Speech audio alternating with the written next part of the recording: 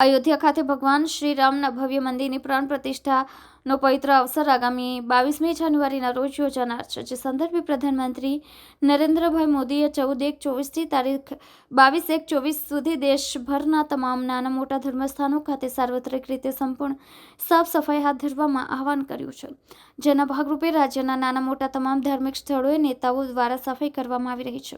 ત્યારે સુરતમાં ગૃહમંત્રી હર્ષ સંઘવીએ પોલીસ હેડક્વાર્ટર્સમાં આવેલ ઈચ્છાનાથ મહાદેવ મંદિરમાં સાફ સફાઈ કરી ભગવાન ભોળાનાથની પૂજા અર્ચના પણ કરી હતી। ગૃહમંત્રી સાથે ભાજપના કાર્યકરો મોટી સંખ્યામાં સફાઈ અભિયાનમાં જોડાયા હતા। ગૃહમંત્રીએ મંદિરમાં પોતું મારીને મંદિરની દિવાલો પાણીથી સાફ કરી હતી। દેશના લોકપ્રિય પ્રધાનમંત્રી આદરણીય શ્રી નરેન્દ્રભાઈ મોદીજી દ્વારા દેશભરના નાગરિકોને 14મી જાન્યુઆરીથી મંદિરોના આંગણાઓ અને મંદિરને સ્વચ્છતા સંકલ્પનો એક કઈ પ્રકારે મંદિરોમાં સ્વચ્છતા વધારી શકીએ તે માટે ખાસ આહ્વાન કરવામાં આવેલું। કાશ્મીરથી લઈને કન્યાકુમારી સુધી ચારેય દિશાઓમાં આપણે જે ભગવાન પર અતૂટ શ્રદ્ધા હોય છે તે મંદિરોની સ્વચ્છતાનું એક જબરદસ્ત પ્રારંભ થયો।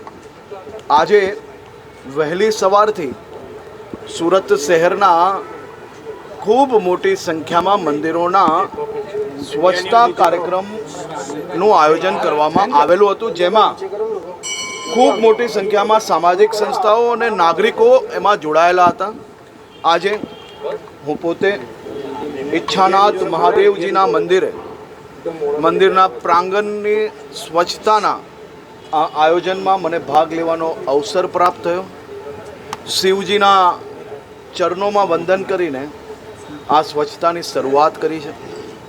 આવનારા દિવસોમાં મારી વિધાનસભામાં દરેક મંદિરોમાં આ જ પ્રકારે સ્વચ્છતા મંદિરોમાં વધે, કઈ રીતે લોકો મંદિરોના પ્રાંગણમાં કચરો ના નાખે, કોઈ બી પ્રકારના ફૂલો ના નાખે, કોઈ બી પ્રકારનું ભોજન લે તો એ ભોજન વધેલું ભોજન વ્યવસ્થિત જગ્યા પર મૂકવામાં આવે, જેથી આપણે જે મંદિરમાં પૂજા અર્ચના કરીએ છીએ એ મંદિરના પ્રાંગણમાં ક્યારેય કોઈ બી પ્રકારની ગંદકી ના મળે। મોદીજીના આ પ્રયાસોને વંદન। મોદીજીએ દેશને આહ્વાન કર્યું અને દેશ આખું મંદિરોની સ્વચ્છતામાં જોડાઈ ગયું છે। સુરત શહેર સ્વચ્છતામાં આ વર્ષે નંબર 1 પર આવ્યું છે અને આ સુરત શહેરમાં મંદિરોની બી સ્વચ્છતાની કામગીરી ઝડપથી આગળ વધી રહી છે।